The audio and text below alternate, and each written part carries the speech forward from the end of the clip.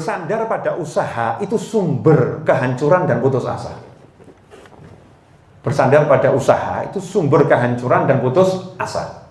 Berusaha itu harus maksimal mungkin, tapi bersandar menggantungkan diri pada usaha tadi, mengandalkan usaha tadi, itu sumber kehancuran dan menyebabkan orang putus asa. Contoh, ya misalnya ada orang dia punya target dalam 1 bulan tokonya ini bisa menghasilkan penghasilan sebesar 500 juta misal. Akhirnya dia menyandarkan diri pada usahanya. Dia panggil pakar iklan, ya, kemudian desainer ruangan, kemudian dia pilih produk-produk yang bagus, pakar online, semua dia lakukan. Ternyata tokonya sepi, online nggak laku, offline-nya nggak laku. Akhir bulan bukan dapat 500 juta, untuk bayar karyawan saja dia nggak bisa. Akhirnya apa dia? Pegang tepuk jidat kata orangnya. Kemudian dia stres. Gimana ini? Kok seperti ini? Putus asa. Udah kamu pasang iklan lagi. Wah, udah percuma. Terus putus asa. Saya pasang iklan juga hebat, ternyata nggak bisa begini, nggak bisa begini. Ini karena dia bersandar pada usahanya. Beda dengan orang yang bersandar pada Allah Ta'ala. Dia akan usaha semaksimal mungkin. Ketika tampak tanda-tanda kegagalan, akhir bulan kok minus ya, akhir bulan kok minus, maka dia nggak peduli dengan minusnya. Justru dia akan semakin mengejar. Ini berarti doa saya kurang kenceng ini iklan saya kurang kenceng ini produk saya berarti kurang menarik, ini desainnya berarti kurang pas nih, desainnya kurang bagus ini, berarti harus saya perbaiki nih. Dia akan cari kekurangannya, dia akan terus optimis. Dia akan terus optimis karena dia tidak bersandar kepada usahanya. Dia bersandar pada Allah Subhanahu wa Ta'ala. Dia minta terus, ya Allah, ya jadikan aku mendapatkan rezeki di bulan depan secara zahir lebih banyak ya Arhamar Rahimin. Terima kasih atas engkau kasih saat ini dan aku minta lebih banyak lagi ya Allah. Optimis terus. Kenapa? Karena dia punya Allah. Sandarannya Allah Subhanahu wa Ta'ala. Sebagaimana dicontohkan oleh ibunya Nabi Ismail alaihissalam. Ibunya Nabi Ismail alaihissalam ketika beliau itu kehabisan air dan Nabi Ismail nangis. Masih bayi nangis luar biasa ini ya, butuh minum, maka syariatnya ibunya Nabi Ismail cari air. Nggak syariatnya zahir kemudian cuman udah pasrahlah, nanti kalau mau dikasih air sama Allah ya dapat, kalau nggak dikasih nggak dapat, kan nggak begitu. Yang diceritakan bagaimana menjalankan syariat walaupun secara zahir tidak ada air, padang pasir nggak ada air dan nggak ada manusia, nggak ada yang akan nolong, tapi usahanya nggak berhenti. Kenapa nggak berhenti? Meskipun secara kasat mata nggak ada yang akan menolong, nggak ada yang akan memberi air dan tidak ada air, nggak akan ada musafir lalu. Apa yang dilakukan? Yang dilakukan adalah cari tempat yang tinggi biar bisa lihat di kejauhan sana ada orang nggak kira-kira yang secara ilmu saat itu tidak mungkin ada orang yang akan terlihat. Ke Bukit Sofa lari dilihat nggak ada, lari ke Marwah, Marwah lihat nggak ada, balik ke Sofa, Sofa nggak ada, lari ke Marwah. Gak putus asa, selalu muncul harapan. Mudah-mudahan Allah akan munculkan orang di sana. Mudah-mudahan Allah akan beri saya solusi di sana. Mudah-mudahan Allah akan kasih saya. Mudah-mudahan terus begitu. Karena bersandarnya pada Allah Ta'ala, akhirnya Allah kasih sesuatu yang gak masuk akal. Apa itu? Rezekinya bukan dari manusia yang bawa air, tapi rezekinya langsung dari Allah Ta'ala. Allah munculkan air dari bawah dasar bumi, muncul secara jernih di kaki putranya, yaitu Nabi Ismail alaihissalam. Ini orang bersandar pada Allah Subhanahu wa Ta'ala. Nah, orang yang bersandar pada Allah, baik dalam usaha bisnis, dalam kegiatan sehari-hari, dan dalam amal soleh, dia tidak akan menyombongkan diri, dia akan selalu optimis, dia akan selalu menjadi orang yang penuh semangat dalam menempuh kehidupan. Ikhwani rahimakumullah. Meskipun demikian, orang-orang yang beramal, ini wah, maha sayangnya Allah, maha pemurahnya Allah, maha cintanya Allah pada hamba-hambanya. Meskipun hak menerima dan menolak itu di tangan Allah Ta'ala.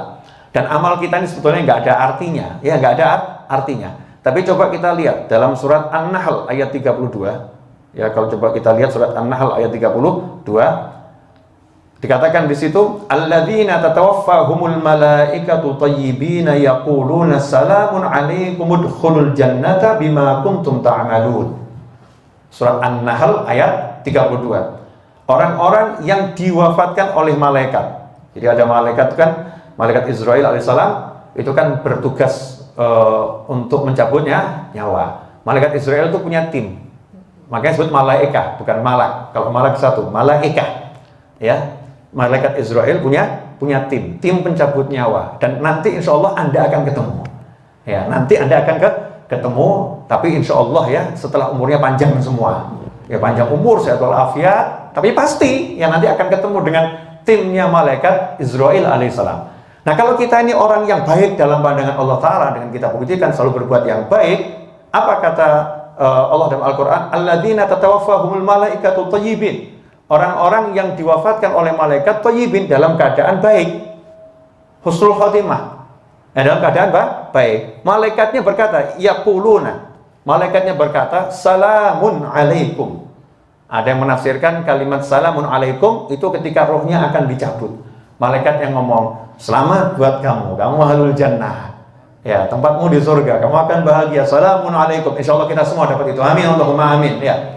Dan begitu pula keluarga kita, orang tua kita, pasangan hidup kita, anak keturunan kita, sahabat kita, teman-teman kita, orang yang berbuat baik kepada kita, orang yang menitipkan doanya kepada kita, insya Allah semuanya muslimin wal muslimat dapat yang seperti itu. Amin, Allahumma amin. Salamun alaikum.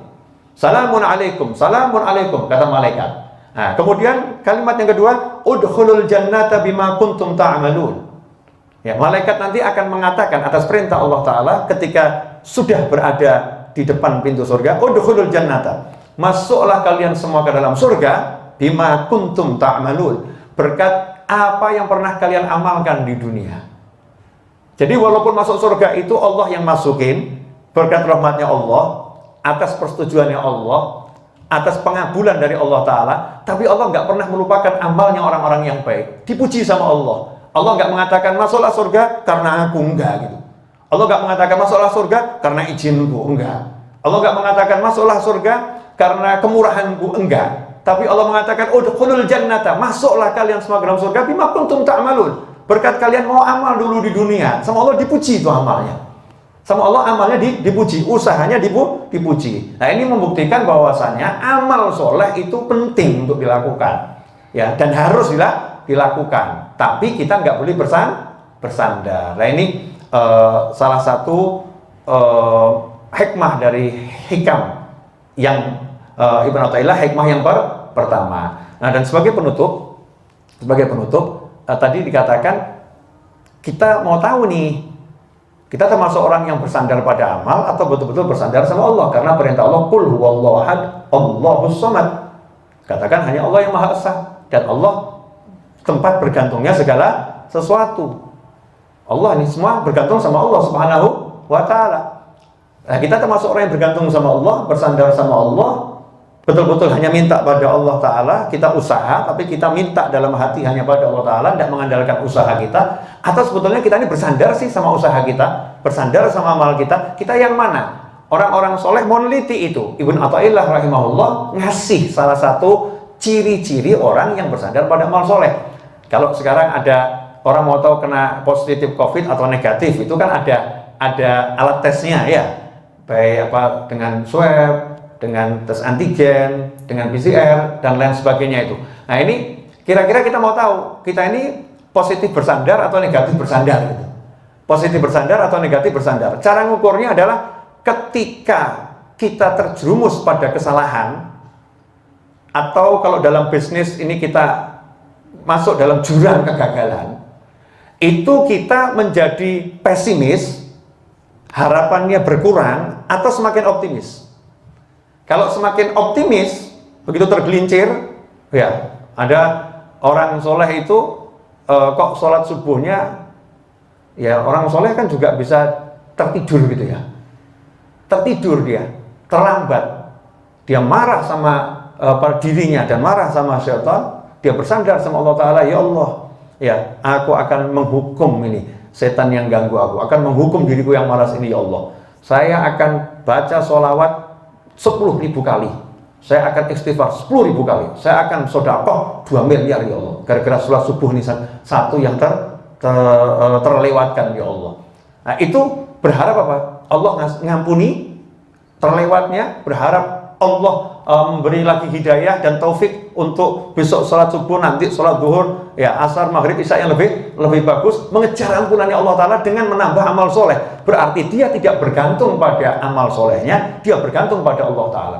Tapi kalau kemudian dia mengatakan, wah, saya ini sudah percuma ini sekian tahun sholat subuh jamaah, ini hari ini kok gini ya, wah berarti saya ini orang buruk, dah saya nggak layak masuk masjid, saya nggak layak ini sholat sunnah banyak-banyak nih, saya emang jatahnya orang jelek. Ya, naudzubillah min dzalik. Berarti selama ini dia bersandar pada amalnya, bukan pada Allah Subhanahu wa taala. Kalau dalam bisnis, begitu dia masuk dalam jurang kegagalan, orang yang dia bersandar pada amalnya selama ini, dia akan mengatakan, wah udah cukup usahaku, udah cukup usaha saya cukup. Nyatanya ya saya udah usaha mati-matian ya, toh jatuh juga, emang saya nggak bakat sugih, saya nggak bakat sukses, saya nggak bakat jadi orang kaya nih, jatah saya jatah melarat, jatah miskin ini.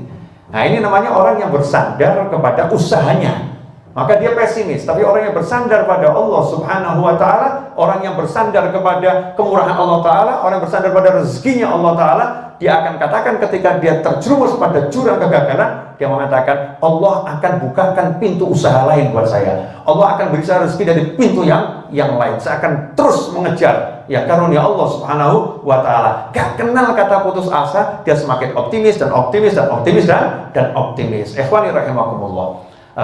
Sudah banyak cerita tentang itu ya, seperti orang yang biasa hadir majelis tuh. Di suatu masa ada orang biasa hadir majelis di tempatnya ulama. Suatu hari orang tersebut nih, muridnya ini tadi berbuat maksiat. Akhirnya dia menghilang dari majelis, gak pernah ke majelis lagi. Dicari sama gurunya, guru yang saya muridnya kan dicari, di mana nih muridnya nih. Akhirnya suatu hari setelah dicari beberapa lama tidak ketemu, suatu hari ketemu di jalan, berpapasan di jalan. Muridnya lihat gurunya kaget, gurunya lihat muridnya seneng gitu ya. Sementara muridnya ketakutan, muridnya membalikkan badan langsung lari, sama gurunya dikejar. Nah, gurunya kan lebih jago lari, ya, dikejar sama gurunya. Hasilnya apa? Ketemu gang buntu. Muridnya tidak berani oleh ke belakang, langsung wajahnya mepet ke tembok. Gurunya langsung menghampiri dengan santai dan dipegang pundaknya. Ditanya, nah kenapa kamu kok nggak hadir majelis lagi? Ini guru rindu sama kamu. Jawaban muridnya, saya telah berbuat maksiat, saya nggak layak hadir di majelis. Saya nggak layak ketemu guru. Saya ini murid durhaka, saya ini murid yang jelek. Saya ini memang nggak layak untuk jadi orang baik. Maka kata gurunya, kalau kamu memang sudah jadi orang baik, nggak usah hadir majelis. Justru kamu ini masih banyak salah, banyak dosa. Ya kamu ayo hadir majelis. Fafiru ilallah, lari kejar ampunannya Allah Subhanahu wa taala. Ya, mari bareng-bareng kita berjuang untuk jadi orang yang lebih baik. Ya, Allah Maha Pengampun, Allah Maha Pemurah, Allah Maha bisa membuat kamu jadi orang yang soleh. Berapapun kesalahanmu asal kamu mengejar Allah Subhanahu wa taala. Ada muridnya semangat lagi. Nah ini namanya yang awal tadi muridnya bergantung sama amalnya, hadir majelis, sehingga ketika tergelincir pada dosa putus asa, dan itu tipuan setan. Sementara gurunya bergantung pada Allah Ta'ala, tidak bergantung pada amal. Makanya muridnya model seperti apapun ya ditarik. Ya udah ayo, karena yang bisa menjadikan orang ini orang soleh, wali, nggak wali, bukan masalah dilihat amalnya, tapi Allah Subhanahu wa Ta'ala. Tugas kita adalah mengajak orang berbuat baik dan tidak pernah menghakimi siapapun atas apapun yang dia lakukan. Dia terus ya berpikir yang positif dan selalu optimis. Ikhwani rahimakumullah, pemirsa dimanapun Anda berada, alhamdulillah, mudah-mudahan apa yang saya sampaikan ini berkah dan manfaat. Ini hikmah dari hikam yang pertama, kitab Al-Hikam Ibn Athaillah Iskandari. Insya Allah kita akan lanjutkan pada episode yang berikutnya bersama santri Ponpes Ar-Raudhah ya, dan Majelis Ar-Raudhah online ya, Majelis Ar-Raudhah online. Insya Allah berkah manfaat. Satu yang ingin saya sampaikan, jangan lupa selalu pakai masker kalau keluar dari rumah ya, kalau lagi ketemu sama orang ya pakai masker, kemudian jaga jarak minimal 1,5 meter ya, kemudian yang rajin cuci tangan untuk orang umum, tapi kalau untuk santri dan orang majelis yang rajin berwudu. Jadi bukan hanya tangan, tapi wajah kita juga kita bersihkan, ya, kemudian telinga, rambut, kaki, semuanya. Sehingga insya Allah kita membantu pemerintah dalam proses ya perjuangan untuk menjadikan Indonesia bebas COVID, insya Allah. Indonesia bebas COVID-19, mudah-mudahan tahun 2021 ini menjadi tahun ya tersingkirnya COVID dari Negara Kesatuan Republik Indonesia khususnya dan dari seluruh dunia secara umum, dan kita bisa kembali beraktivitas dan lebih baik lagi insya Allah. Rabbana atina fid dunya hasanatan wa fil akhirati hasanatan wa qina adzabannar. Wa sallallahu ala sayyidina Muhammadin wa alihi wasallam walhamdulillahi rabbil alamin. Wassalamualaikum warahmatullahi wabarakatuh. Allahumma salli wa sallim ala Sayyidina Muhammadin miftahi babi rahmatillah adada ma fi ilmillah salatan wa salaman daimaini bidawami mulkillah wa ala alihi wa sahbihi. Allahumma ij'al fi ta'atika farahi wa sururi wa fi mardatika jami'a umuri. Allahumma ya alim bihalati wa muttali ala sarairi wa niyati iqdi jami'a hajati waghfir dhunubi wa sayyiati wa tajawaz an khati'ati wa zallati wa taqabbal jami'a hasanati wa samihni fima madha wa ma ya'ti waktubni fi diwani sadati wasluk bi sabila najati fi hayati wa mamati. Allahumma inni tami'un fi atak raghibun fi ridak mustaslimun li qadak faktubni min awliyak wasluk bi sabila hudak wa alhiqni bi asfiyak. Wa sallallahu ala sayyidina Muhammadin wa alihi wasallam. Alhamdulillahi rabbil alamin.